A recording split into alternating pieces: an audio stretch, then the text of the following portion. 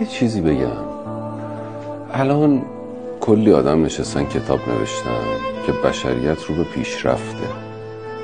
خب بله، ما نسبت به گذشته بچه‌های کمتری میمیرند، ولی یه چیز مهمی اتفاق افتاده. آدم‌های بیشتری تو امروز نسبت به گذشته افسردن. درصد خودکشی آدم‌ها بیشتر رفته بالا.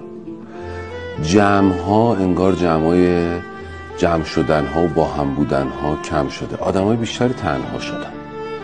یعنی ما پیشرفت کردیم، اما بهاش این بوده که تنهاتر بشیم، بهاش این بوده که غمگین‌تر بشیم، بهاش این بوده که افسرده‌تر بشیم، بهاش این بوده اگه من کف خیابون تو تهران یه مشکلی خوردم فکر کنم به کی زنگ بزنم.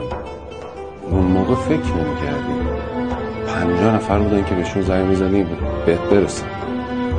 بها دادیم و بهای نمیارزه با چیزی که به دست آوردیم. یعنی اون چیزی که شما میگین کرسی، خانواده، مادر بزرگ، با هم بودن، اون بدون قیمته.